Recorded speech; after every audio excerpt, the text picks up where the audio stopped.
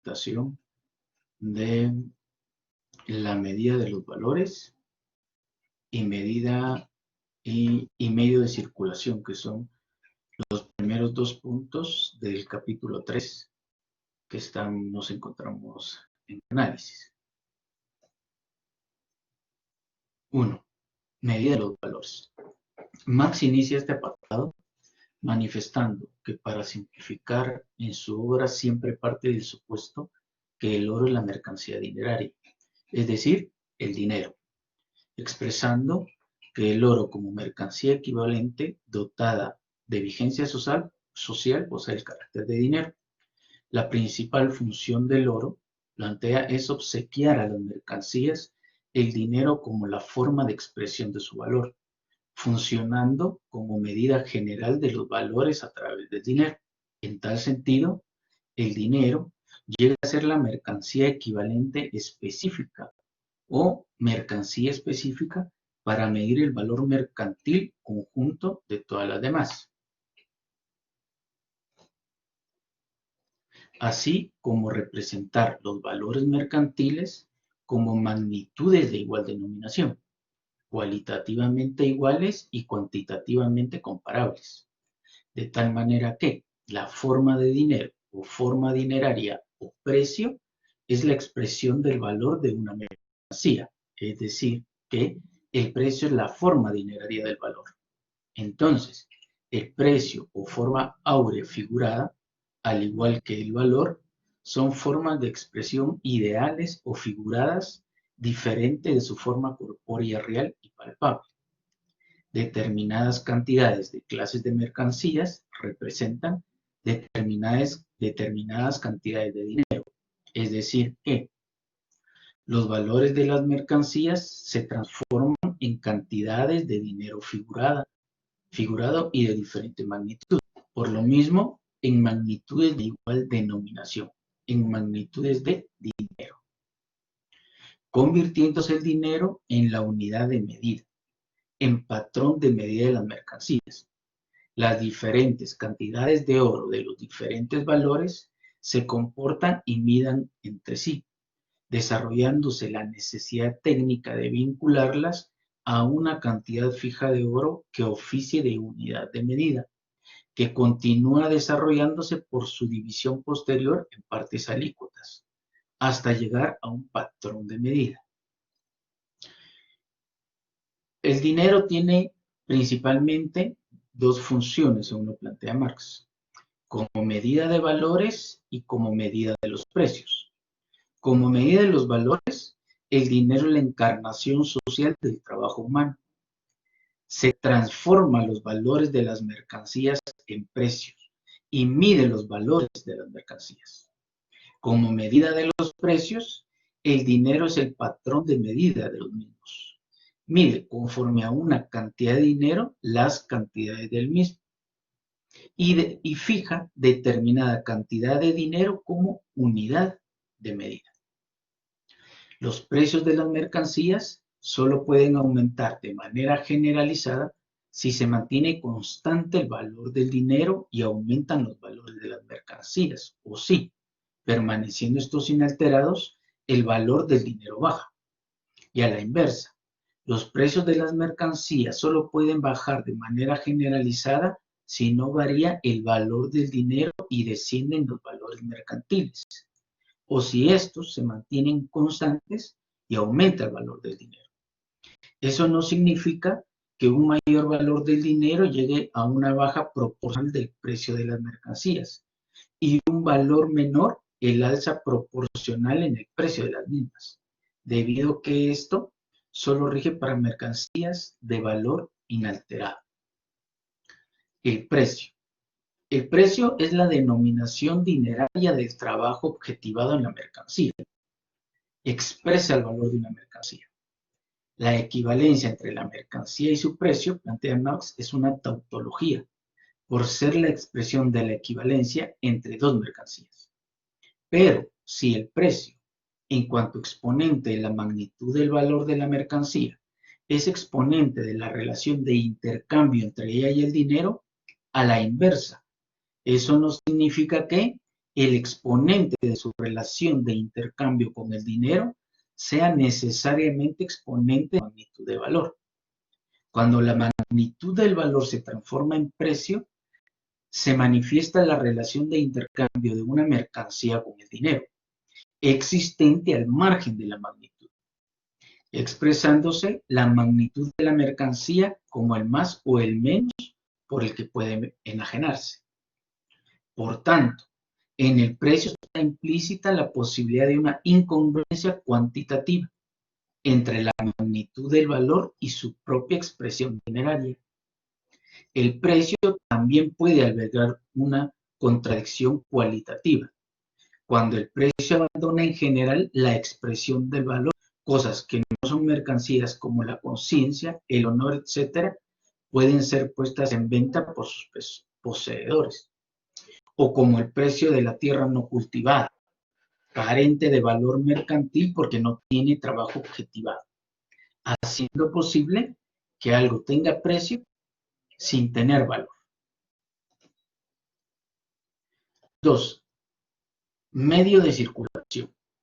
Esta se compone en 3 partes: la metamorfosis de las mercancías, el valor del dinero y la moneda como signo del valor.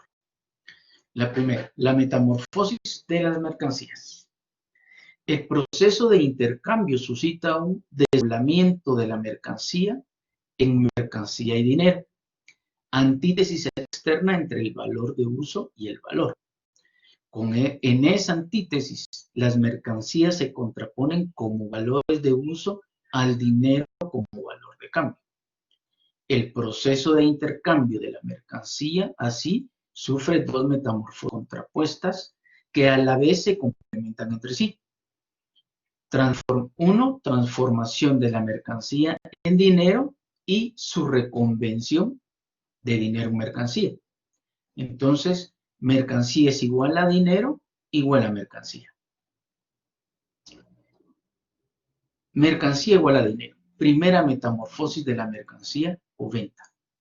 Marx plantea que la división social del trabajo es un organismo natural de producción que se organiza a espaldas de los productores de mercancías, haciendo que el producto solo sirva como valor de cambio.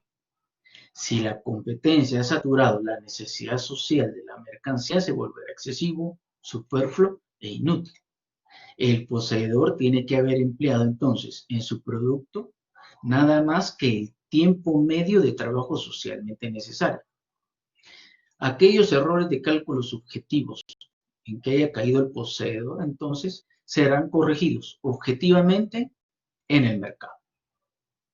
Sin autorización, y es así entonces como sin autorización de los productores y a sus espaldas, el tiempo de trabajo socialmente necesario para la producción de una mercancía deja de serlo, al cambiar los productores los precios. Sin embargo, cuando cada pieza de mercancía disponible en el mercado solo contiene tiempo de trabajo social necesario, puede ocurrir que la suma total de piezas tengan el tiempo de trabajo más gastado de manera superflua. Si el mercado no logra consumir la totalidad de las mercancías al precio fijado, se demuestra que se consumió en la fabricación de dichos productos una parte excesiva del tiempo del trabajo social en su conjunto. Así, toda mercancía en el mercado termina contando como un artículo único, cada pieza como una parte alícuota del mismo, cuando en realidad, dice Marx, el valor de cada mercancía no es más que una parte de la misma cantidad socialmente determinada de trabajo humano homogéneo. Los poseedores de mercancías, a través de la división social del trabajo, son entonces convertidos en productores privados independientes, haciendo que el proceso de producción y sus relaciones dentro del proceso sean independientes de ellos mismos, y que la independencia recíproca entre estas mismas personas se complemente con un sistema de dependencia multilateral y propio de cosas. La división del trabajo entonces convierte en mercancía el producto del trabajo, tornándola en dinero. La enajenación de la forma mercantil originaria se cumple ante la venta de la mercancía. La transformación de la mercancía en dinero es, a la vez, la transformación simultánea del dinero en mercancía. La venta es compra. Mercancía igual dinero es, a la vez, dinero igual mercancía. Hasta aquí, la relación económica entre los poseedores de mercancías, en que estos solo pueden apropiarse del producto del trabajo ajeno al enajenarlos de suyo propio. Si un poseedor de mercancías puede contraponerse a otro exclusivamente como poseedor de dinero, es porque el producto de su trabajo es el dinero o porque su propia mercancía ha cambiado de pie. El aspecto exterior del dinero no da margen para descubrir de qué tipo era la mercancía convertida en él. Por consiguiente, bien puede ser que el dinero sea una basura, pero la basura no es dinero. La venta de una mercancía, mercancía igual dinero, es al mismo tiempo entonces su compra, dinero igual mercancía. Como venta de una mercancía, este proceso inicia un movimiento que desemboca en su contrario, en la compra de otra mercancía. Como compra de la mercancía da fin a un movimiento que comenzó con su contrario, la venta de la mercancía. Segundo, segunda metamorfosis de la mercancía o compra, dinero igual a mercado. Por ser la figura enajenada de todas las demás mercancías o el producto de su enajenación general, el dinero es la mercancía absolutamente enajenable. Las mercancías son el material que se sacrifica para que el dinero llegue a ser mercancía. Los precios le indican al dinero los límites de su transformación por su propia cantidad. Como la mercancía desaparece al llegar a ser dinero, es imposible identificar en la manera en que llegó a manos de su poseedor o qué mercancías se han transformado en él, sea cual fuere su origen. La metamorfosis final de una mercancía entonces es a la vez la primera metamorfosis de otra, constituyendo una suma de primeras metamorfosis de otras mercancías. Así como la misma mercancía discurre sucesivamente por las dos mutaciones inversas de mercancía a dinero y de dinero a mercancía, el mismo proveedor de mercancías desempeña alternativamente los papeles de vendedor y comprador. No son papeles fijos, sino que en el marco de la circulación de mercancías, los mismos constantemente también de personas. La metamorfosis total de una mercancía lleva implícitos en su forma simple 4 extremos y 3 actores. En primer lugar, la mercancía se enfrenta al dinero enfrentándose al el poseedor de mercancías al poseedor de dinero. El vendedor del primer acto deviene comprador en el segundo, enfrentándose a un tercer poseedor de mercancías en cuanto a vendedor.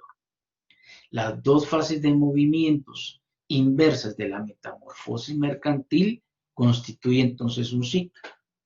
Forma de mercancía, despojamiento de la forma mercantil, retorno a la misma. En el punto de partida es no valor de uso para su poseedor. En el de llegada, valor de uso para qué. De manera análoga, el dinero se presenta primero como valor, para luego disolverse como equivalente de la misma. La circulación mercantil. Es el ciclo de series de metamorfosis experimentadas por toda mercancía, inseparable de los ciclos de otras mercancías. El proceso de circulación no se agota con el intercambio directo de mercancías por el cambio de ubicación o de manos, a que están sujetos los valores de uso. El reemplazo de una mercancía por otra deja siempre al dinero en manos de un tercero. Nada puede ser más desatinado, dice Marx, que el dogma según el cual la circulación de mercancías implica un equilibrio necesario entre las compras y las ventas, puesto que toda venta es una compra y viceversa. Si con esto se quiere decir que el número de las ventas efectivamente llevadas a término es igual al de las compras, estamos ante una trivial tautología. Hay que hacer un comentario. Antes de estudiar Derecho, por ejemplo, como perito contador trabajé en contabilidad como 10 años, en esto de las compras y de las ventas, que se me reflejó en este párrafo. Entonces, luego de haber leído todo su contexto, llegué a la conclusión que esos 10 años fueron una trivial tautología. Muy bien. La identidad entre venta y compra lleva implícito que la mercancía sea inservible como puesta en circulación, cuando puesta en circulación no se vende. Dicha identidad implica que, si se vende, constituye un periodo que puede prolongarse más o menos tiempo. Nadie puede vender sin que otro compre, pero nadie necesita comprar inmediatamente por el hecho de haber vendido. La circulación entonces derriba las barreras temporales, locales e individuales opuestas al intercambio de productos y lo hace porque escinde en la antítesis de venta y compra la identidad directa existente entre enajenar el producto del trabajo propio y adquirir el producto del trabajo ajeno. El hecho de que los procesos que se contraponen autónomamente configuren una unidad interna significa asimismo que su unidad interna se mueve en medio de antítesis externas. Si la autonomización externa de aspectos que en lo interno no son autónomos, y no lo son porque se complementan uno a otro, se prolonga hasta cierto punto, la unidad interna se abre paso violentamente. Se impone entonces por medio de una crisis. La antítesis inmanente a la mercancía, valor de uso y valor, trabajo privado que a la vez tiene que presentarse como trabajo directamente social, trabajo específico y concreto que al mismo tiempo cuenta únicamente con general y abstracto, personificación de la cosa y cosificación de las personas, esa contradicción inmanente adopta sus formas más evolucionadas de movimiento en las antítesis de la metamorfosis mercantil. Estas formas entrañan entonces la posibilidad de la crisis, que para que se desarrolle se necesita un conjunto de condiciones que en la circulación simple de mercancías aún no existen, que es la que nos encontramos en análisis. B. El curso del dinero. El cambio de forma en que opera el intercambio de mercancías, mercancía igual dinero igual mercancía, determina que una mercancía sea el punto de partida del proceso y retorne como mercancía al mismo punto. Este movimiento de las mercancías es un ciclo. Mientras el vendedor retenga el dinero, la mercancía se encuentra en la primera metamorfosis, la primera mitad de su circulación. Cuando se completa el proceso de vender para comprar, el dinero de nuevo ha escapado de su poseedor originario. Si regresa es a causa únicamente de que el mismo proceso de circulación se renueva o reitera para cada mercancía, cada nueva mercancía. La forma del dinero por la circulación mercantil, entonces, consiste en su constante alejamiento del punto de partida, su pasaje de manos de un poseedor de mercancías al de otro. Ese es su curso. El hecho de que esta forma unilateral de movimiento del dinero nazca del movimiento formal bifacético de la mercancía, entonces queda encubierto. La primera metamorfosis de la mercancía no solo es visible en cuanto al movimiento del dinero, sino como movimiento de la mercancía misma. Cuando, por el contrario, su segunda metamorfosis solo es visible como movimiento del dinero. En la primera mitad de su circulación, la mercancía cambia de lugares con el dinero. De este modo, y a la vez, su figura de uso quedaba marginada de la circulación, pasaba al ámbito del consumo. En la segunda mitad de la circulación, la mercancía recorre su curso pero como dinero. Con ello, la continuación del movimiento recae enteramente en el dinero. El resultado de la circulación de mercancías, la sustitución de una mercancía por otra, se presenta mediado por la función del dinero como medio de circulación, haciendo circular las mercancías carentes de movimiento, transfiriéndolas en sentido contrario al de su propio curso, de manos de aquel para quien son no valores de uso, a manos de quien los considera valores de uso. En conclusión, aunque el movimiento del dinero no sea más que una expresión de la circulación de las mercancías, ésta se presenta a la inversa como mero resultado del movimiento dinerario. El dinero así cumple la función de medio de circulación, al ser el valor de las mercancías. Al dar su primer paso en la circulación, al cambiar por primera vez de forma, toda mercancía queda marginada de la circulación, en la cual entran constantemente nuevas mercancías. En cuanto medio de circulación, por el contrario, el dinero está instalado permanentemente en la esfera de circulación y trajina en ella sin pausa, planteándose la interrogante de cuánto dinero absorbe constantemente dicha esfera. A partir de entonces, Marx explica la ley general que consiste en la suma de los precios de las mercancías entre el número de recorridos de las piezas dinerarias de la misma denominación, siendo igual a la masa de dinero que funciona como medio de circulación.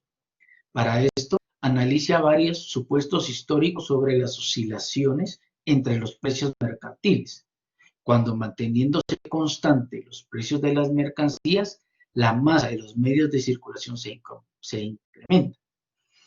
También si se da una alza general en los precios de las mercancías o bien si se opera baja general de los precios de las mercancías. C. Y por último, la moneda como signo de valor. De la función del dinero como medio de circulación surge su figura monetaria. Considerando el papel moneda estatal de curso forzoso, el mismo surge directamente de la circulación metálica. El Estado lanza el proceso de circulación desde afuera billetes de papel que llevan impresas sus denominaciones dinerarias, como por ejemplo, en Guatemala, 1 quetzal, 5 quetzales. La circulación de esos billetes reflejan en su movimiento las leyes del curso del dinero.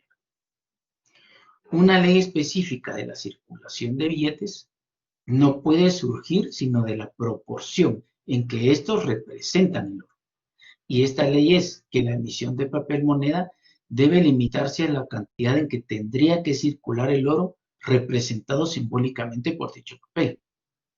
El papel moneda es signo áureo o signo dinerario. Su relación con los valores mercantiles se reduce a que estos sean expresados de manera ideal en las mismas cantidades de oro que el papel representa simbólica y sensorialmente.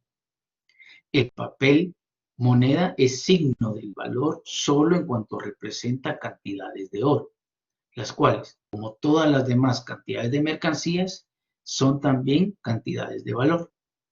Se plantea así la pregunta, finalmente, de a qué se debe que se pueda sustituir el oro por simples signos de sí mismo, desproporcionados de valor.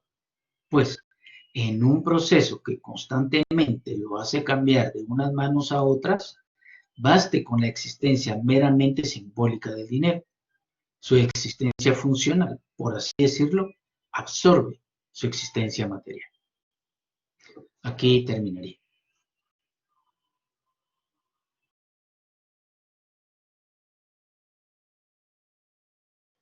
Muy bien, muchas gracias, Carlos. Pues nada, quien tenga comentarios que hacer, añadidos, preguntas, cualquier cosa, ya sabéis que está el botoncito para levantar la mano y Carlos va respondiendo, vamos respondiendo conjuntamente, vamos comentando lo que haga falta.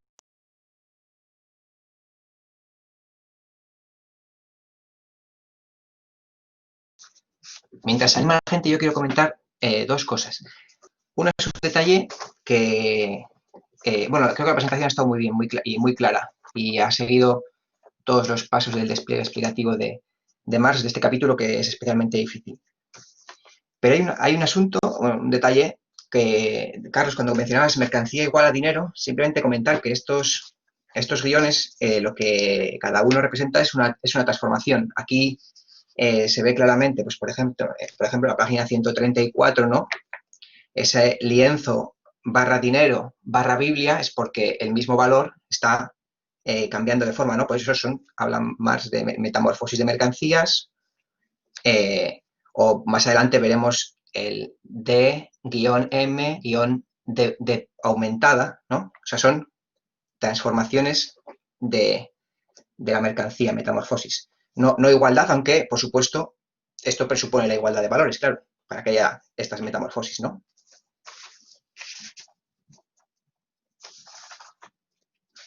Y luego, otro detalle, había un pequeño error en la... Voy a mover la diapositiva, Carlos. Hay un pequeño error en la diapositiva número 3 que se vincula a la página 116 de la edición del siglo XXI. Un punto en donde pone valor en la diapositiva y Marx dice forma de valor.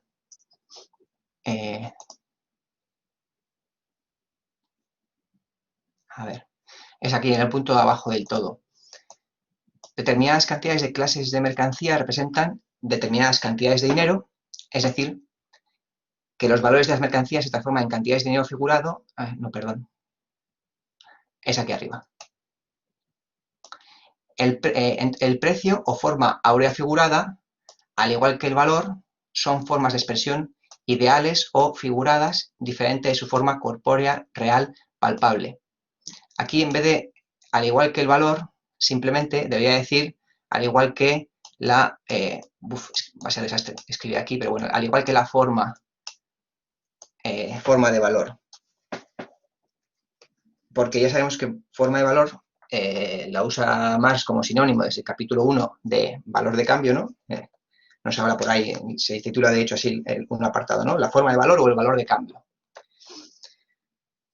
Aquí lo que está diciendo precisamente Marx es que la forma de valor, ya sea la de precio, ¿no? Que es la que está hablando, ¿no? La forma de valor la forma de precio, al igual que cualquier forma de valor, ¿no? Si yo expreso el valor del lienzo en oro o lo expreso en sombreros, ¿no?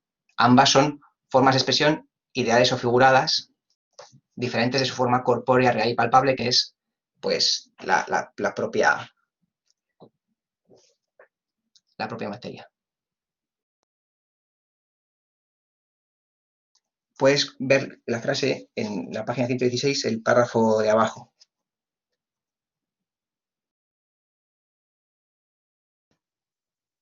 Sí, me parece bien, David, estoy de acuerdo. Totalmente. Como decís, el contenido es bastante complejo y entonces sí hay que estudiarlo bastante y asumo que sí, algunas palabritas y algunas cuestiones se me han ido, pero sí, totalmente de acuerdo.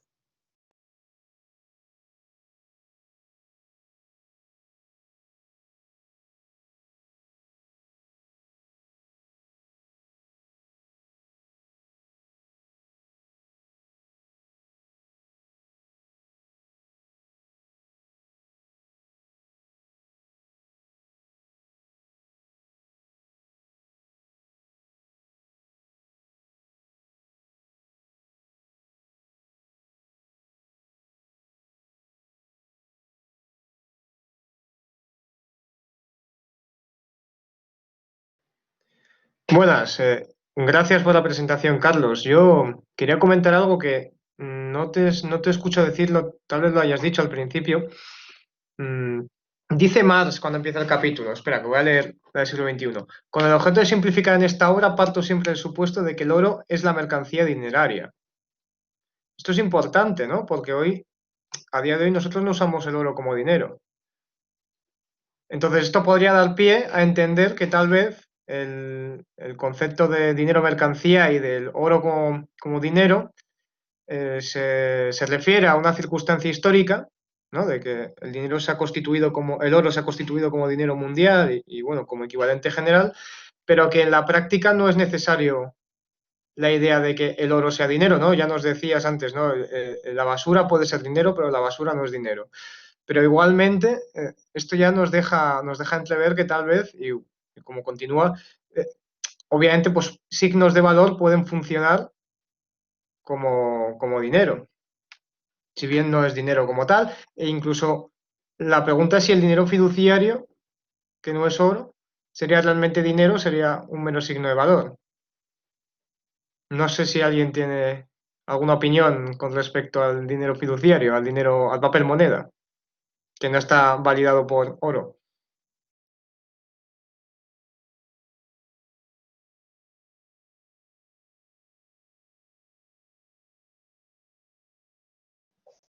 Bueno, yo voy a comentar una cosa, me imagino que Joaquín comentará seguro ahora. En mi opinión, esta primera aclaración es para desechar la cuestión de la plata, porque para no entrar a decir continuamente que el oro o la plata u otros metales, incluso en algunos otros lugares, ¿no? Que es una cosa que en la contribución sí aparece, no aparece sí aparece más la plata, ¿no? Y aquí se la ha cargado directamente. Pero la cuestión del dinero fiduciario, en mi opinión, Víctor, una vez que se desarrolla la cuestión de la moneda y la cuestión del papel moneda, independientemente de que ese papel moneda sea o no sea reconocido por un banco central como recambiable por cierta magnitud fijada de oro, esté fijada o no, ese papel moneda no puede hacer más que la función que ha dicho Marx que desempeña. Y de hecho, o sea, ser simplemente símbolo de oro o signo de oro, no me acuerdo cómo decía. De hecho, si tú duplicas la cantidad de dinero fiat, ¿no? Inmediatamente lo que antes representaba una moneda, el equivalente en oro, pues ahora representan dos, ¿no? Pero sea o no oficialmente cambiable, la función es esta. Perdona, David, pero a día de hoy, si tú aumentas la masa monetaria, la oferta monetaria, no suben los precios. O sea, una inyección de dinero, de dólares, no disminuye el valor del dólar. Entonces, eso que has dicho no funciona así realmente. Por lo menos no con ciertas divisas. Entonces, la cuestión sería, en mi opinión, siendo el oro, obviamente, pues por cuestiones históricas, un elemento, o sea, el dinero universal, por excelencia, cómo este dinero universal se ha compaginado con otras monedas nacionales y cómo estas monedas nacionales, de hecho, de facto, actúan como dinero y no como meros signos de valor. Porque ya te digo, la creación de este dinero, que son meros billetes o incluso anotaciones contables, no hace disminuir el valor de ese dinero. Y solamente hace disminuir el valor de ese dinero bajo circunstancias muy específicas.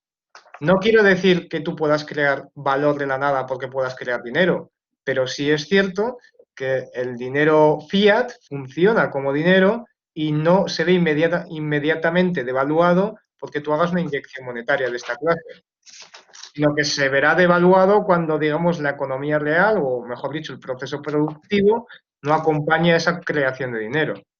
Que, por cierto, muy interesante,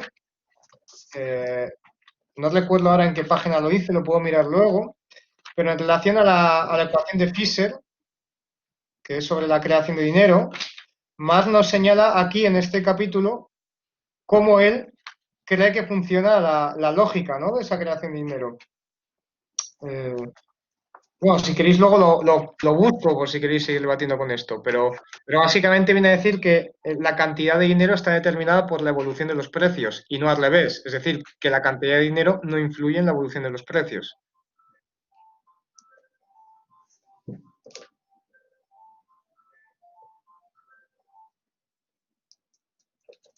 Bueno, lo que ocurre es que en este capítulo estamos todavía a un nivel de abstracción total, no estamos imaginando que existen varios países con varias monedas fiat, sino una única moneda de un único papel moneda. Otra cosa sería en un contexto imperialista con una moneda fuerte, pero en el grado de abstracción en el cual estamos ahora mismo, si se duplica la cantidad de de símbolo de oro, pues ese símbolo de oro sigue representando la misma cantidad de oro.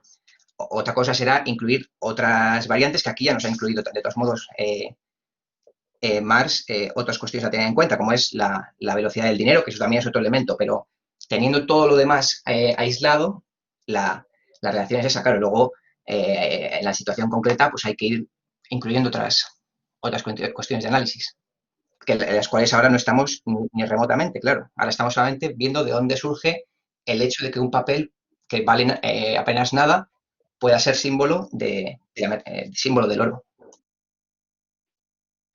Bueno, parece que lo único que está claro es que Marx tenía una teoría general del dinero basada en el dinero mercancía y el equivalente general, y la función que cumple una mercancía particular de ser expresión de lo general, y hoy no tenemos una teoría unificada marxista. Entre otras cosas porque, por ejemplo, en lo que ha dicho Víctor, salvo, igual no es lo que él ha querido decir, pero se trasluce una cierta autonomía del signo monetario respecto a aquello para lo que es creado, que es expresar el valor de las mercancías y mediar en su circulación, que no es muy evidente que sea así. Es muy interesante, la última transparencia que se ha presentado, hay una frase, no sé si se puede volver a la última, en el que lo dice más bien claro. Dice, el dinero de papel, que es Geldzeichen o Goldzeichen, signo de dinero o símbolo de dinero, solamente puede existir en una cantidad determinada, en la cantidad en que repite oro. La pregunta es, ¿cuál es la cantidad determinada? Si ya no es el oro, el equivalente general, si es que es así, cosa que también está en discusión entre los propios marxistas, pero si es así, ¿qué es lo que limita la cantidad general de equivalente general o de símbolo de equivalente general, que es el dinero de papel? ¿Qué es lo que limita la cantidad de dólares en circulación? Yo no creo que la fabricación de dinero no cree o no genere aumento de los precios. La cantidad de nuevo papel que se lance a la circulación. ¿Y en función de qué? Pensemos que la fabricación de dinero hoy, por parte de, por ejemplo, el Banco de Inglaterra o la Reserva Federal, o incluso el propio Banco Central Europeo, que al principio se resistía y después tuvo que hacerlo, no se hace gratis en amore, es decir, no se fabrican los billetes y se le entrega al banco, al Ministerio de Hacienda para que los reparta y los distribuya y los gaste. No, sino que se entrega a cambio de una emisión de deuda y un compromiso de pago que tiene el propio Estado. ¿Qué es lo que tiene que hacer el Estado para recibir ese dinero? Sacar dinero de la circulación en forma de impuestos para pagar la deuda que tiene asumida. Con lo cual, es muy difícil comprobar si realmente hay una generación de dinero nuevo, de billetes, que, como dice Víctor, que no esté generando inflación. Es que no está generando inflación porque se inyecta por un lado, pero se saca por otro. Con lo cual, la generación neta de nuevo dinero no está tan claro que sea positiva o muy grande. En última instancia, siempre es cierto que tiene que haber la emisión de papel moneda debe limitarse de alguna forma a la cantidad que tendría que circular el oro, representado simbólicamente por dicho papel, o a la cantidad en que tiene que circular el papel simbólico. Pero si no es representación de oro, tendrá que ser representación de algo. ¿De qué? Esa es la pregunta que no está respondida adecuadamente, en mi opinión. Y no vale con decir eso, que ya el dinero no, la teoría cuantitativa del dinero pues no funciona porque hay mucha generación estamos comprobando que Estados Unidos le da la fábrica de fabricar billetes de papel que no cuestan nada, no es como el oro, no tiene un valor intrínseco, salen gratis o prácticamente gratis los billetes y no están aumentando los precios. Es más complicado que eso. O mejor, más complicado, más complejo, no es lo mismo. Hombre, desde luego es más complejo porque hay un límite a la cantidad de divisa que tú puedes emitir y no puedes emitir, cualquier país puede emitir divisa de cualquier manera. O sea, tú lo has explicado correctamente, ¿no? Cuando el Banco Central emite, es una forma se convierte en una deuda que tiene el Estado con respecto a la sociedad privada. Pero fíjate, no sé si en este capítulo o en uno anterior, que Marx hablaba de la plata y el oro.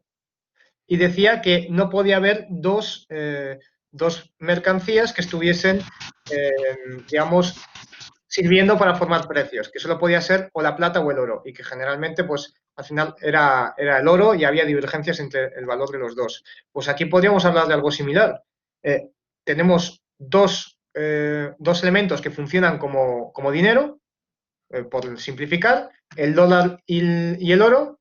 El dólar, su contenido de valor viene expresado por, digamos, la fuerza de trabajo estadounidense y la capacidad del gobierno estadounidense de movilizarla y apropiarse de esa riqueza, que se puede medir en base a lo que cobra como impuestos. Y luego estaría el oro. La pregunta es aquí, ¿quién determina a quién? ¿Es el oro el que determina al dólar o el dólar el que determina al oro? Tal vez incluso se hayan invertido las tornas. Yo no lo tengo tan claro. Y bueno, esto que estamos hablando no funciona con cualquier divisa. Funciona con el dólar, pero no funcionaría, por ejemplo, con el peso argentino o con casi cualquier otra divisa realmente. Que cualquier divisa que no funcione como dinero mundial no podría funcionar como equivalente general. Va Enrique, si no me equivoco, y después Jorge, creo que es el orden. Sí, hola, buenas. ¿Sí me escuchan? Sí, perfectamente. Perfecto. Entonces, yo tengo no sé si es una gran duda. Más bien quisiera que me explicaran qué sucede, y es sobre el asunto del papel moneda. Un Estado se puede poner a imprimir billetes y puede que esos billetes anden en la calle por toneladas. Y entonces, ¿dónde está el oro? Primer pregunta, ante esas toneladas de papeles sin ningún valor. El oro no está, quizá, en ningún lado, en ninguna arca, en ningún banco. Me lleva esto a pensar en lo que en Alemania sucede ante el ascenso del fascismo, en momentos de extrema crisis, cuando se decía que para adquirir una hogaza de pan se requería llenar una carretilla de billetes. Entonces, me gustaría que comentara qué pasa ahí, porque hablar de que un billete idealmente está representando una cantidad de oro, creo que esto no siempre es así.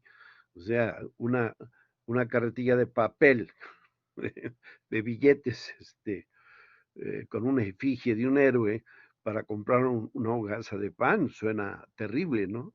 A mí sí me gustaría que eso se tratara de explicar qué está pasando ahí. Pero vamos a ver. Es que hay cosas que se dicen que no son ciertas. Bueno, primero, algo que no se ha dicho. ¿Por qué ocurre eso en Alemania? ¿Por qué se produce la hiperinflación? Porque hay esa desconfianza total en que el dinero de papel represente realmente dinero. Pues sencillamente porque el Pacto de Versalles, los finales de la Primera Guerra Mundial, decían que Alemania no tenía oro. Es decir, Alemania estaba, el Banco Central, el Bundesbank, el Banco Central de Alemania estaba vacío de oro actual y futuro, porque toda onza de oro que pudiera entrar por exportaciones era pillada inmediatamente por los vencedores británicos y franceses. Con lo cual, el problema que había en Alemania era precisamente eso, que el dinero de papel no representaba oro, porque no había oro. Después se ha dado la hiperinflación en varios países de América Latina en la década de los 80, no lo olvidemos. ¿Y cuál ha sido el intento de estabilización monetaria aplicado? sucesivas reformas, cambio de nombre a las monedas, es decir, hacer aparecer como que se fabrican nuevas monedas, todas de papel, pero la estabilización cuando llega, cuando de alguna forma, por ejemplo en Argentina, se logra convencer a la población de que esa moneda, el nuevo peso de oro o el real en Brasil, etcétera, es susceptible de ser cambiado por dinero de papel en el que sí confía la gente que tiene un equivalente en oro, que son los dólares. Es decir, cuando el Banco Central de Argentina garantiza la convertibilidad de su moneda nacional en dólares, se estabiliza, y desaparece la hiperinflación. Lo mismo en Brasil, etcétera.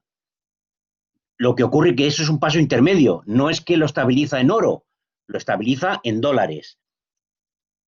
¿Los dólares son el equivalente actual del oro? Pues tampoco. Pues tampoco, porque en última instancia el dólar, cuando está en el mercado mundial, cuando está en las reservas de los bancos extranjeros, no está funcionando como equivalente general. Está funcionando como dinero mundial, que es otra cosa distinta, y en la función de atesoramiento. Es decir, que el tesoro ahora no se hace tanto en oro, bien, sino en dólares, que son funciones distintas a la de equivalente general, a la de estar mediando en la circulación de las mercancías.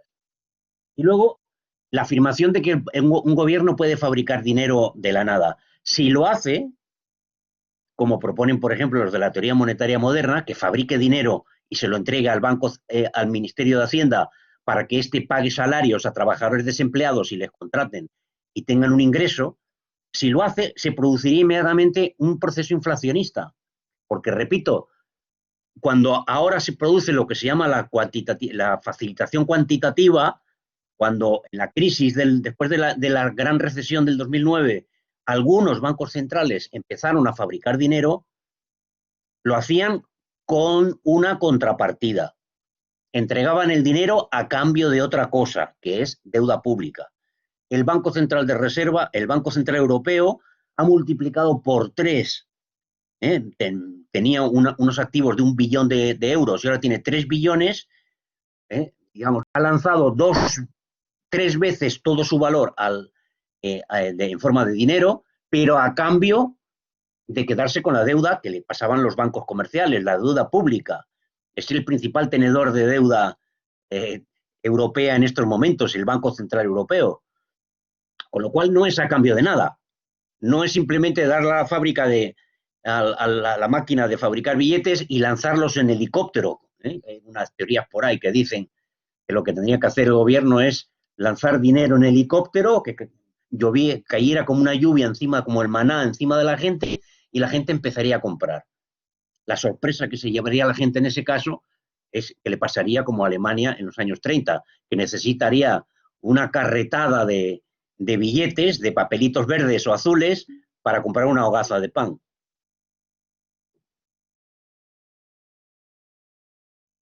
Pero, o sea, y estando de acuerdo con lo que argumentas, de todas Víctor, formas, tenemos a Jorge esperando un ratillo, ya lleva casi es como por 15 minutos. mantener el debate, pero bueno, que hable Jorge.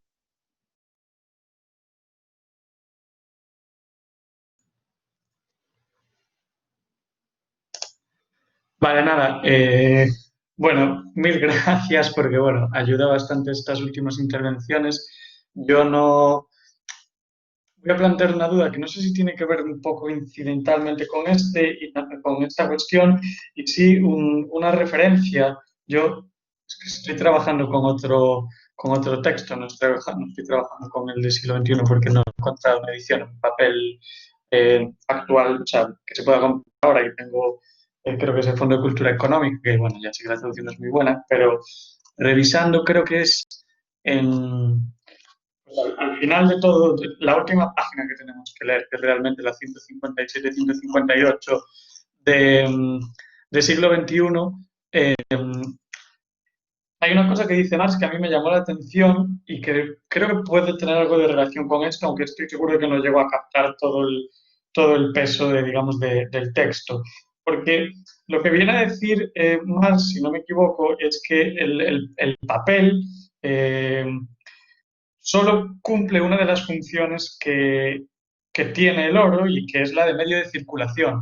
Y dice que esto es posible precisamente porque eh, el resto de funciones que se cumple en la circulación es, digamos, creo que dice, se mueve demasiado rápido o sea, es un momento fugaz, tengo yo en mi traducción.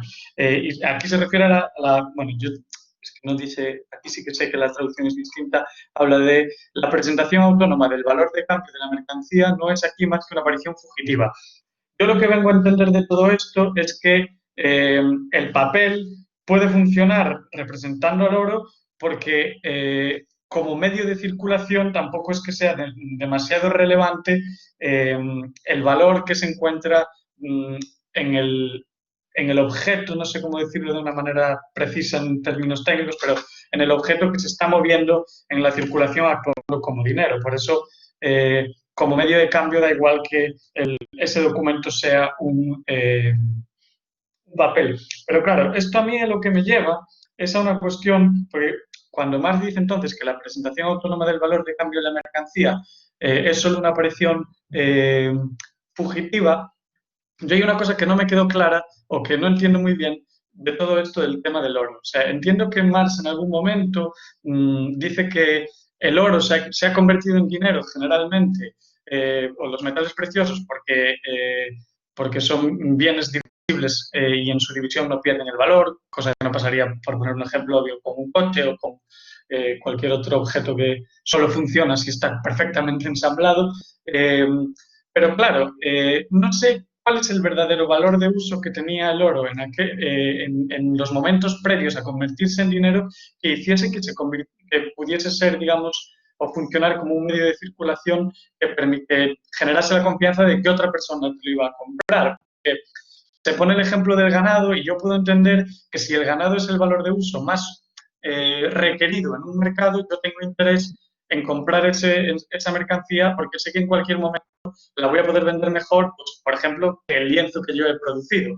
Pero en el caso del oro, no entiendo muy bien, o no capto por qué pasa en un determinado momento de ser un valor de uso tan importante que se convierte en dinero. Es lo que me falta. Porque aparte hay una cosa que me llamó mucho la atención y me parece muy interesante y me da la impresión de que Marx dice que el oro se convierte digamos, en una representación de la opulencia precisamente porque al ser al ser dinero, quien va sobrado de dinero se puede permitir el lujo de emplear ese dinero para fines, pues para hacerse, yo que sé, una tiara de oro o lo que sea. Pero digamos que por volver un poco al centro de todo esto, lo que yo no entiendo es por qué en un momento dado el dinero, el oro, perdón, tiene tanto interés en el mercado y un valor de uso tan interesante que todo el mundo está seguro de que si compra oro lo va a poder vender y que por lo tanto le va a servir como medio de circulación más útil que su propio producto o lo que él mismo haya creado. Vaya, no sé si me entendió muy bien la cuestión.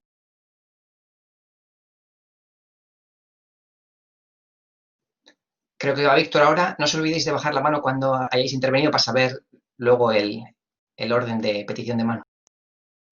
Ya que estoy, te intento responder a una de las cosas que planteabas, Jorge. Yo creo recordar, o creo que podríamos decir que el oro comienza a ser empleado como dinero mundial y como dinero de una forma más extendida a raíz de que los británicos pues, se extendiesen como imperio. Los británicos, creo que es Isaac Newton, que trabajaba para el gobierno, decide que el oro va a ser a partir de entonces su moneda, el metal en el que ellos acuñan su moneda, la moneda del Reino Británico. Y esto en detrimento de la plata. Creo que la historia funciona así. Luego ya sabemos qué sucedió con el Imperio Británico, que se extendió de forma, bueno, potencial gracias al capitalismo. Sin embargo, sí que es verdad que el oro y otras metales y también otros signos de valor han sido empleados. Bueno, otros elementos han sido empleados como dinero. Entonces, tal vez el hecho de que el oro esté tan popularizado a día de hoy viene por esa decisión del Reino de Inglaterra, creo que era el siglo XVII. Pero bueno, tal vez alguien pueda completar más esta respuesta. En todo caso, volviendo un poco a lo anterior, sí que, o sea, la cuestión está en que es efectivamente la emisión de dinero por parte de los bancos centrales significa que hay una creación de deuda pública. Pero esa creación de deuda pública no tiene por qué afectar de forma inflacionaria, por lo menos dentro de ciertos límites. Y esto es muy importante porque al final, y creo que lo dice Engels en el libro tercero más adelante, hay unos límites a los cuales se puede el Estado endeudar y puede poner en riesgo su posición. Entonces, esto no veo yo que sea realmente incompatible con nada de lo que estamos viendo. Lo que sí que es cierto es que la teoría monetaria moderna y otro tipo de vertientes llevan esto a lo absurdo y a un extremo que no carece de sentido. Y por cambiar un poco el tema, en la página 134 de la edición siglo XXI, Marx dice esto a lo que yo me refería antes, que es en contraposición a la visión clásica de la economía, según la cual la cantidad de dinero determina los precios. Marx nos dice aquí, al propio tiempo, los precios, los ojos con los que las mercancías le lanzan tiernas miradas de amor, le indican al dinero los límites de su capacidad de transformación, o sea, su propia cantidad. Aquí, la ecuación monetaria, bueno, en este caso la ecuación monetaria serían los precios los que determinan la cantidad y no al revés. Básicamente la ecuación monetaria, creo recordar, es la cantidad de mercancías multiplicado por sus precios es igual a la cantidad de dinero tangible, ¿no? En el sentido que puede, bueno, dinero que puede emplearse en la circulación multiplicado por el número, por la velocidad, el número de veces que se vende. De tal forma que para la economía ortodoxa, si aumentas la cantidad de dinero, aumentarán los precios y habrá inflación, mientras que en la economía marxista lo fundamental es que los precios hacen aumentar la cantidad de dinero y no al revés. Si bien es cierto, y esto también es cierto, si aumentase la cantidad de dinero de forma extraordinaria, pues los precios, o sea, habría inflación y los precios subirían. Ese fue el caso, por ejemplo, del siglo XVII, de nuevo, ¿no? Con los descubrimientos de plata y oro en América y la introducción de estos metales en los mercados europeos, que eran todavía mercados sin un desarrollo completo, que generan una caída de las monedas nacionales de aquel entonces. Genera una inflación, vaya.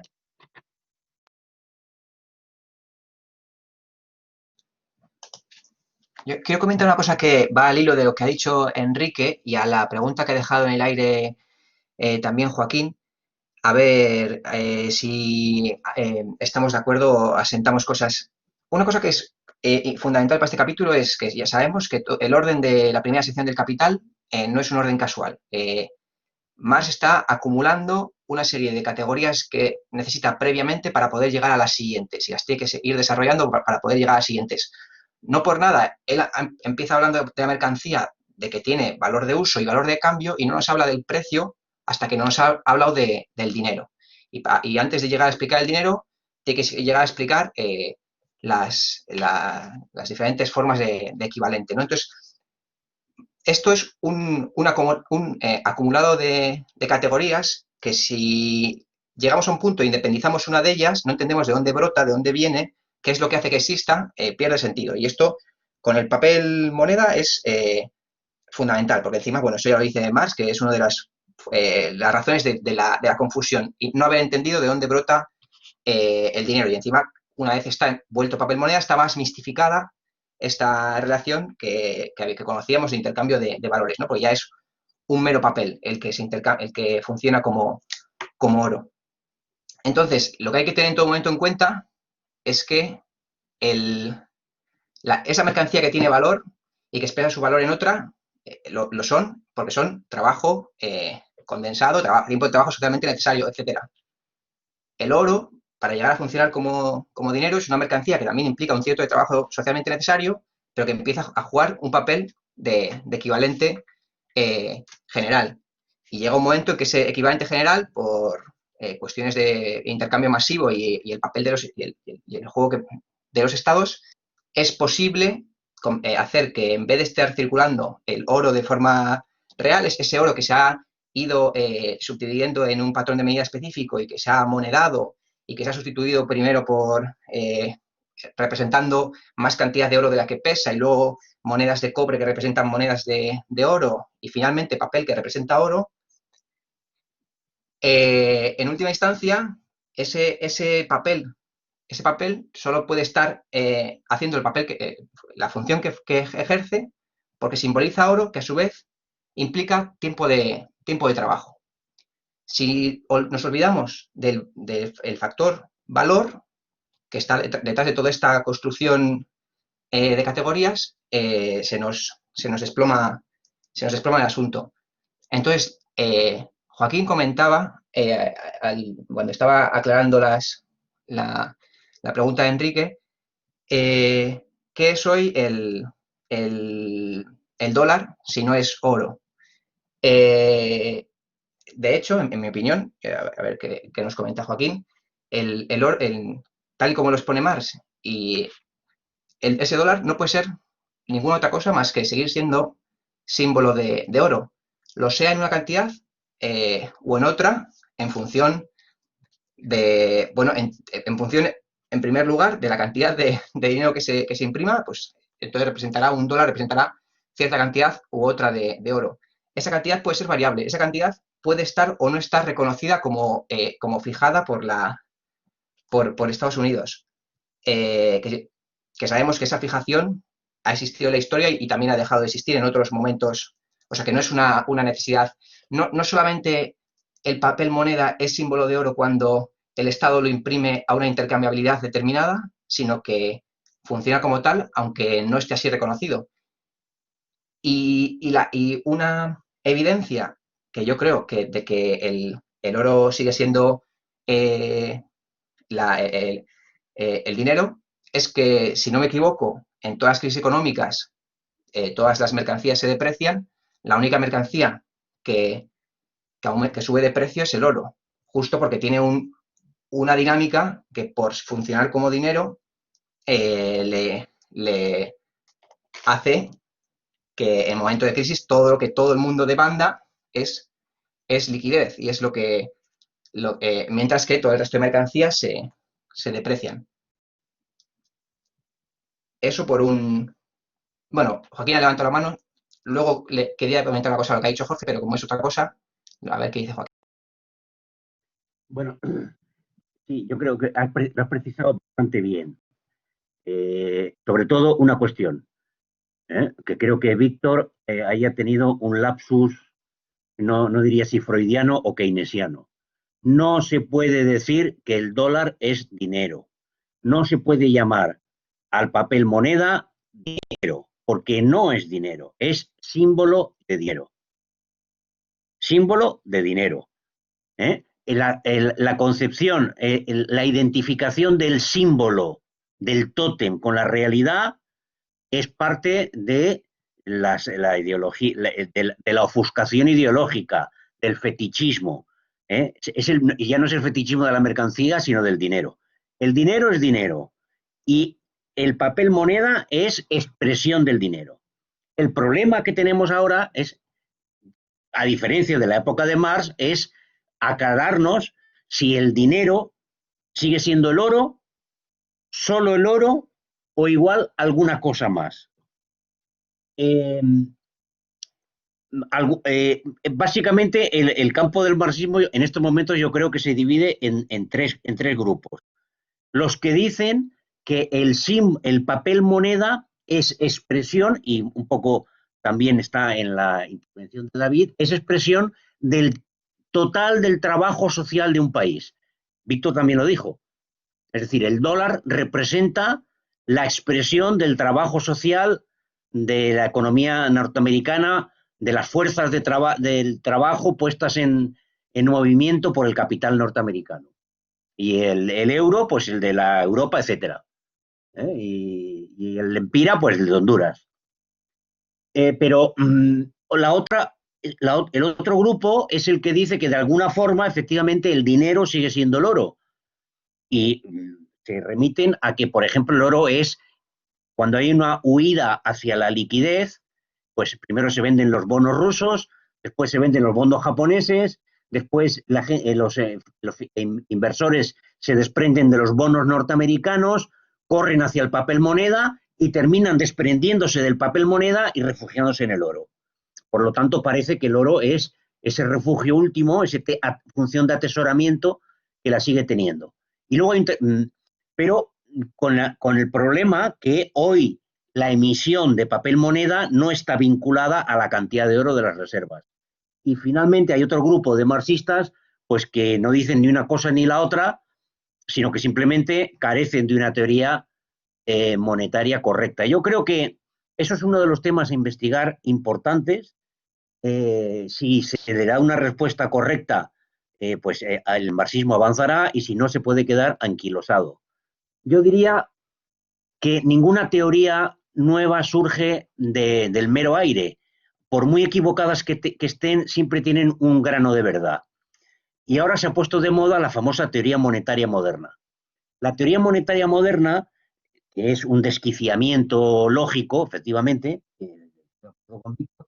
pero sí tiene una intuición que correctamente, porque se evade del proceso de circulación y del papel pues de que en última instancia el capitalismo es una economía de tiempo que tiene que medir todo por el valor, y eso no lo hace la teoría monetaria moderna, pero sí tiene la intuición del papel que cumple el Estado. El Estado es hoy, en el capitalismo del siglo XX y del siglo XXI, una entidad diferente cualitativamente a lo que era el Estado en la época de Marx. En la época de Marx, el Estado estaba obligado a defender su papel moneda con su dinero, es decir, con el oro. Y en el siglo XX, en una fecha o en otra, en los años 30, como dice Anwar Sheikh, o después de la crisis de Bretton Woods, como dicen la mayoría, esa obligación de defender el símbolo de dinero con dinero de oro no existe, porque las reservas de oro son solamente una fracción muy pequeña de todo el dinero en circulación, al valor que ese dinero se pone en circulación. Por lo tanto, ahí hay un actor nuevo que habría que interpretar correctamente, no como dicen los de la teoría monetaria moderna, que el Estado tiene tal autonomía y como es el que fabrica el dinero, confunden el dinero con el papel moneda, pues como es el que fabrica el papel moneda que ellos llaman dinero, pues ya está resuelto, que fabrique dinero y que lo reparta y lo distribuya y lo dedique a que la gente trabaje a cambio de sus billetes recién salidos de fábrica, que les va a servir para comprar pues lo que quieran comprar en forma de salario. No hay que llegar hasta ese punto, pero sí que hay una capacidad del Estado de expresar de alguna forma el valor. Yo creo que la deuda, y no es casualidad que en la gestión monetaria moderna, no en la teoría, en la gestión monetaria moderna, la emisión de papel moneda se haga contra títulos del Estado. Yo creo que ahí hay una conexión nueva que antes no existía. Recordemos que cuando analizan las crisis financieras, el único producto financiero básicamente son las letras de cambio. Esa es la que tiene la función principal en la época de Marx y de Engels, cuando analizan este tipo de crisis. No, las letras de cambio. No. Hoy la función monetaria principal la cumple la deuda pública. La tasa de interés de referencia de la deuda es la tasa de referencia para todos los mercados financieros. Bueno, pues yo diría que profundizando por ahí, quizá podríamos avanzar en la reconstrucción de una teoría del dinero que no confunda lo que es dinero con lo que es símbolo de dinero y que nos permita identificar cuáles son los límites materiales, que son siempre los límites de la producción, pero cómo se manifiestan hoy esos límites de la producción real en su relación con el dinero. Es lo que se me ocurre.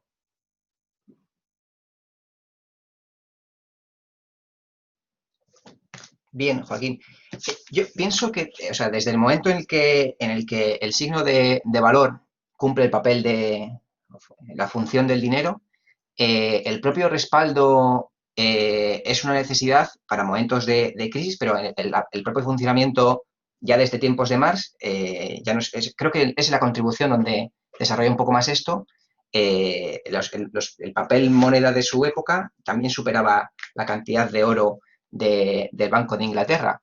Y él mismo en la contribución, una de las intentos que hacen economistas de aquel momento es intentar que esa desigualdad entre signos de valor y el valor realmente condensado, almacenado en el Banco de Inglaterra, esté más equilibrada, y Marx anuncia que cómo todo eso va a la bancarrota, ¿no? O sea, no es posible, porque de hecho, o sea, desde el momento que un papel puede funcionar como símbolo de oro, incluso dejando entre paréntesis las crisis cíclicas, como representante del oro, no hay ninguna necesidad de vuelta a ese dinero primigenio. Eso solamente se plantea en el momento en los momentos de falta de liquidez, ¿no? Y luego también pienso que la cuestión de si el oro es la única mercancía que funciona como dinero, o si hay alguna más, si por ejemplo la plata puede tener por ahí algún papel, o si los diamantes tienen en algún momento un papel similar, se podría comprobar pienso, si en contexto de crisis todas las mercancías se devalúan y algunas se suben de precio como el oro, en principio aquellas que suban de precio regularmente en las crisis deben ser aquellas que están funcionando como dinero de una manera o de otra, ¿no? Y de lo que decía Jorge, hay un parrafito en la contribución que dice que el valor específico de los metales preciosos, su durabilidad, su indestructibilidad relativa, su propiedad de no oxidarse en el aire, y especialmente para el oro, de no ser soluble en los ácidos, excepto el agua regia, todas estas propiedades hacen de los metales preciosos la materia natural de atesoramiento. Esto es lo que permite, o sea, porque creo que Víctor te ha contestado con la razón que hace que el oro se convierta en la mercancía dineraria a nivel mundial, ya a nivel plenamente planetario, pero ya sabemos que el oro funcionaba como dinero, ¿no? Desde tiempo antes, ¿no? Y la cualidad es esta, porque si tú quieres, eso creo que lo explica mejor en la contribución, o sea, se detiene más explicarlo en la contribución. Si tú lo que necesitas es conservar y atesorar una cantidad de valor en una forma tal que no se corrompa, que se pueda mantener, pues resulta que los metales preciosos tienen todas esas capacidades y encima se pueden cortar fácilmente, se transportan fácilmente. Todos los alimentos, por ejemplo, pues son problemáticos en ese sentido. El ganado envejece y muere, y entonces, con el desarrollo mercantil y la necesidad de acumulación, la mercancía que tiene unas propiedades naturales que mejor cumple para esta función de atesorar y de conservar el valor son los metales preciosos. Entonces ya de ahí van deveniendo las otras, pues ya, pues, y todas las demás funciones, ¿no?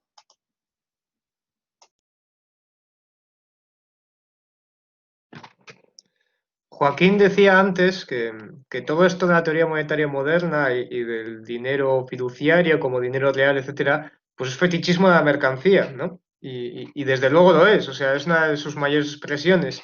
Cómo se ha desarrollado el capitalismo y por lo tanto cómo se ha desarrollado su partícula universal, ¿no? Que es el dinero, que parece ser la mejor forma de definir el sistema capitalista es hablar de dinero, que tú decías antes, David, que se ha usado anteriormente, sí, efectivamente, se usaba anteriormente dinero, pero no en su forma desplegada, lo apunto sin más. Claro, nos encontramos que este fetichismo de la mercancía nos da pie a las ideas como las de la teoría monetaria moderna, que considera pues la creación de dinero como una mera anotación contable y ya está, eso ya es crear dinero. No, obviamente no, necesita un respaldo de la actividad, la producción, ¿no? Del proceso de reproducción capitalista. En todo caso, a mí se me genera un problema aquí, ¿no? O bueno, igual por ir en la línea que decía Joaquín, estamos en una situación en la cual nos encontramos con que este fetichismo de la mercancía se ha desarrollado de tal forma que el dinero parece satisfacerse a sí mismo en el sentido de que tú puedes seguir creando deuda pública y de esta forma seguir inyectando dinero al sistema para, digamos, no se ha demostrado que con esto se cree una gran riqueza social, pero por lo menos parece ser que se estabiliza la situación. No se salva la crisis, pero hay quien sí se salva. La cuestión sería en qué medida la ruptura entre las reservas de oro y otro dinero, como pudiera ser la plata, y los signos de valor emitidos, dónde se encontraría y para quién se encuentran los límites, ¿no?, de esta emisión, porque obviamente hay unos límites. Aquí no, el fetichismo del dinero se hace cumplir porque toda la sociedad cree en él, pero se hace cumplir en el corto plazo, porque de forma, vamos a decir, real, en la economía real, no se hace cumplir. Lo que se hace cumplir es la ley del valor. Entonces, en cierto modo, también sería importante, analizar la diferencia entre unos signos de valor y otros, porque no parece un tema pequeño la potencia que tiene el signo de valor, como es el dólar o el euro, como la que pueden tener otras divisas. En todo caso, y de nuevo, si cada signo de valor tiene una representación en valor real, que puede ser más o menos acertada, o sea, realmente en última instancia está funcionando. El dólar funciona como dinero. Otra cosa es que no sea tal vez el dinero por excelencia, ¿no? Porque, como les señalaba antes, ¿no?, pues a medida que aumenta el riesgo, los activos se van moviendo a reservas, los activos se mueven a activos cada vez más seguros, hasta que el último, el más seguro, pues es el oro. Por lo menos el más seguro y el más líquido.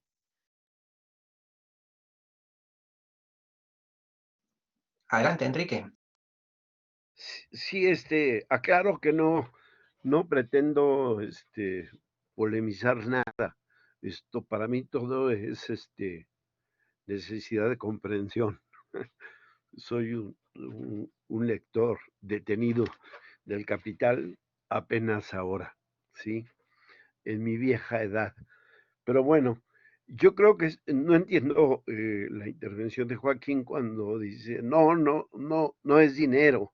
El mismo Marx dice que es un signo áureo o que es un signo dinerario. O sea, nadie, creo, dijo que es símbolo del dinero, dice Joaquín. Es signo dinerario. Y así lo entiendo. Pero la pregunta que sigo teniendo es, más adelante en la síntesis que se hace, se dice que el papel moneda es signo de valor solo en cuanto representa cantidades de oro. Quiere decir esto que que el impresor de billetes, el que mete billetes en la calle, lo que no está enviándote un papel que no representa cantidades de oro. Esto es capital que está funcionando en esta o en cualquier otra economía. Y entonces sí, sé perfectamente que es un proceso inflacionario. Sin embargo,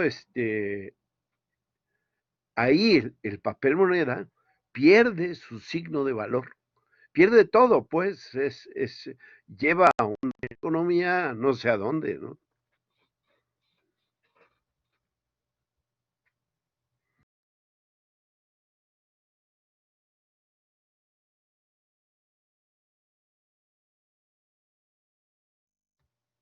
Gracias. Alguien ha puesto por ahí el tema de Venezuela. Venezuela es un caso de eso que se acaba de decir. Es decir, que como Venezuela se encuentra sin reservas por el bloqueo y la caída de la producción de petróleo, y todos sus ingresos vienen de petróleo, el 90% de los ingresos de exportación y de los ingresos fiscales, pues empiezan a fabricar dinero a cambio de nada. Es decir, fabrican los billetes y el gobierno agarra esos billetes y los distribuye. Los distribuye para pagar a los empleados públicos, para pagar las pensiones, y genera una inflación tremenda. Sin embargo, Estados Unidos emite una cantidad de dólares que en relación al tamaño de su economía es mayor que la emisión nueva de billetes que ha hecho Venezuela y no genera la inflación, lo que señalaba Víctor antes. ¿Por qué? Porque no lo hace a cambio de nada.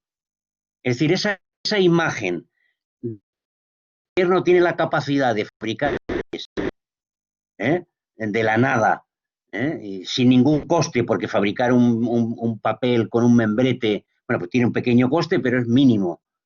Esa no es así, porque si se fabrican de esa forma, se genera lo que está ocurriendo en Venezuela, un proceso hiperinflacionario, y si se sigue fabricando, hiperinflacionario. Otros países fabrican dinero y no les pasa. ¿Por qué? Porque lo hacen contra deuda. La cuestión es, ¿hasta cuánto puede ser la deuda? ¿Qué significa la deuda que emite el Estado en Estados Unidos o en Inglaterra cuando fabrica billetes?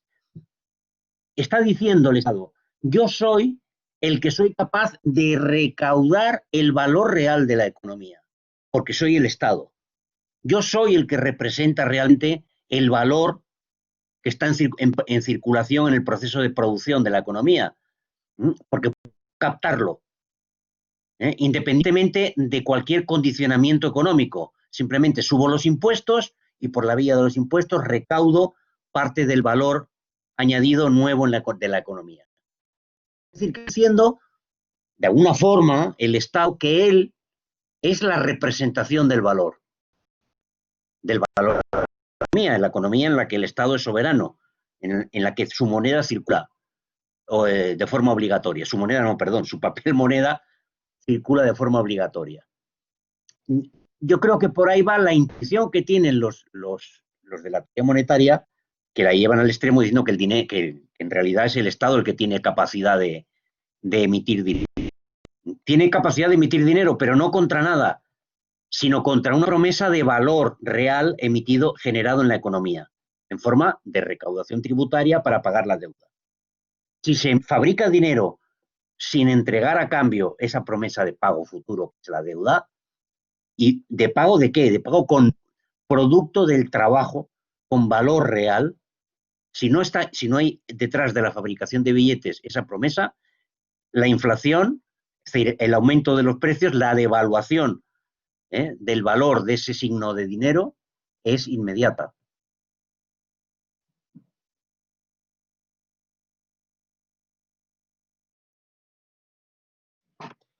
Solo por puntualizar una cosa que se dijo antes, el valor del dinero no lo fija el gobierno cuando los tipos de cambio son flexibles. O sea, puede fijarlo con respecto a los precios nacionales, pero los precios nacionales, como pasa en Venezuela o en otros países, pues están en la moneda nacional y luego en dólares. Y están los precios, si quieres, oficiales del gobierno y luego los precios reales, los que te encuentras. En todo caso, pues eso, decir que en los países que tienen tipos de cambio flexible, que precisamente son generalmente economías capitalistas pues más o menos desarrolladas, aunque los tipos de cambio flexibles son lo más habitual últimamente, pues esos signos de valor o esas divisas o ese dinero, como lo queramos referenciar, está expresando correctamente las medidas está funcionando correctamente como medida de valor. Y en ese sentido, no es el Estado quien fija su valor, sino el mercado. Solo por puntualizar.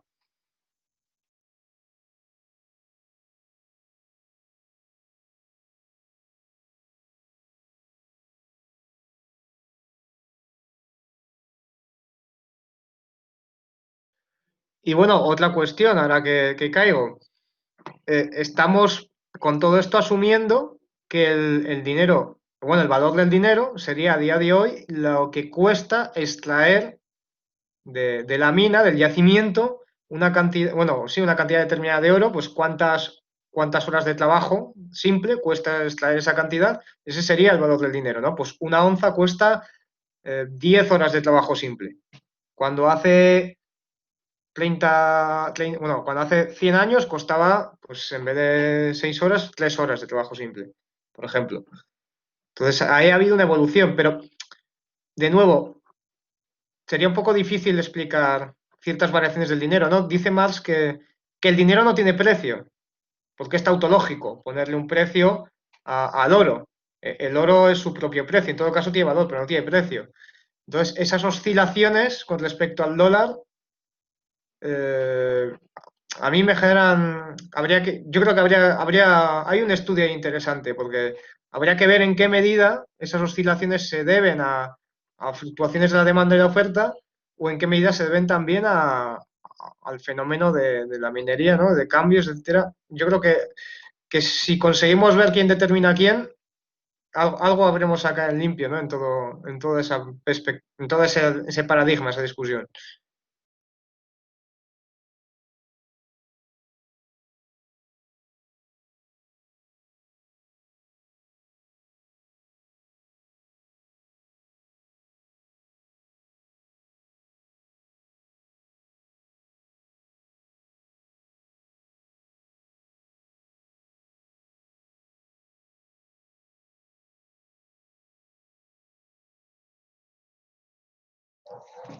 Aquí Víctor, creo que no había ninguna otra mano levantada. Justo al hilo de esto último que has comentado, Marx dice que el dinero no tiene precio porque decir eso, una libra de oro vale una libra de oro, no tiene sentido partiendo todavía de esta presuposición. O sea, todavía no has puesto ni el signo de valor y además ya ha eliminado la opción de que exista otra mercancía dineraria, porque si existiese la plata y el oro como mercancías dinerarias, podríamos poner el precio del oro en la plata o el precio de la plata, por ejemplo, en oro, ¿no? Pero a nivel... Y luego ocurre la otra cuestión, que si hay muchos signos de valor, podemos decir, expresar el precio de los dólares en euros, ¿no? Y el precio y viceversa, y así. Pero fíjate que lo más importante de que el dinero no tenga precio no es nada de eso. Lo más importante es que, como ya señala en este capítulo, cuando hay divergencias entre el valor individual y el precio, en el oro esto no pasa, no hay un problema de transformación de los precios del oro, porque el oro de la mina cuando se saca ya se saca directamente en su forma de precio. No sé si me explico. Entonces, y es necesario, ¿no? Esto, por cierto, es necesario para que todo el sistema de Mars sea coherente. Entonces, si el oro sigue siendo el dinero, y yo creo que no nos queda duda en esto, su precio en todo momento, salvo tal vez en circunstancias, su precio es al mismo tiempo su valor. Tal vez podamos observar una variación, ¿no? Especulativa, no lo sé, pero en principio el precio y el valor del oro siempre deben coincidir. Y si no es así, bueno, te enfrentas a un problema de cara a lo que se verá más adelante, ¿no? Que es el libro tercero, y la transformación de los valores en precios.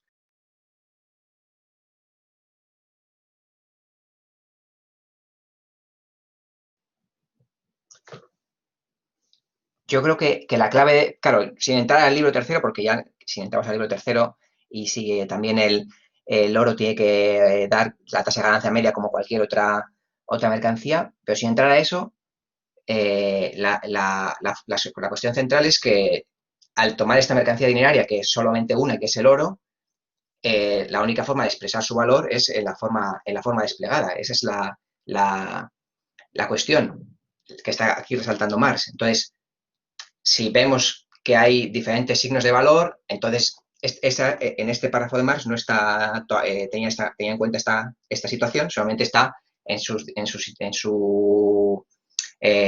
situación más abstracta, en la que hay una mercancía dineraria, que es el oro, de la cual no cabe decir precio, solo cabe referirse a que una libra de oro sirve para obtener toda una lista de mercancías tal y como,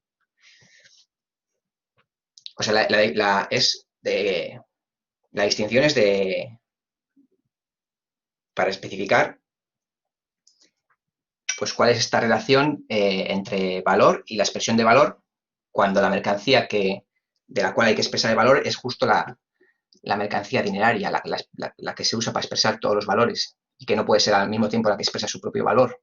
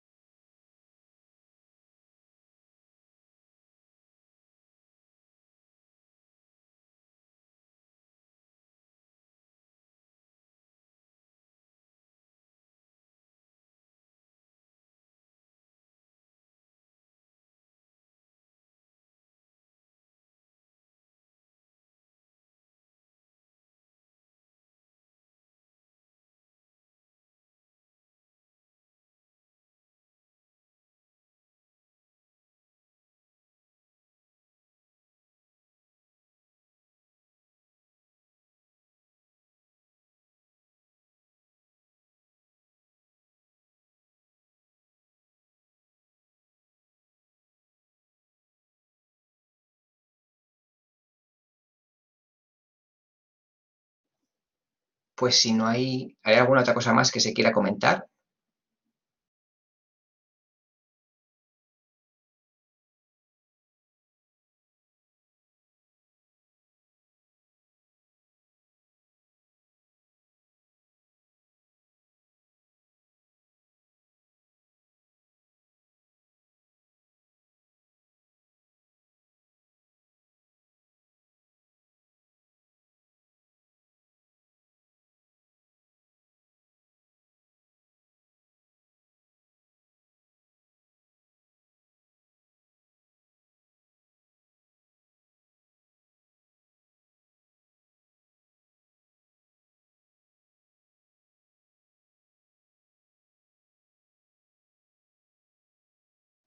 Pues si no hay nada más, cerramos la sesión ya.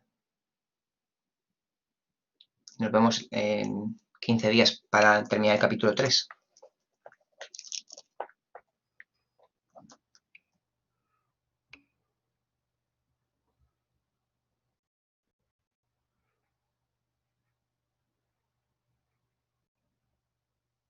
Gracias.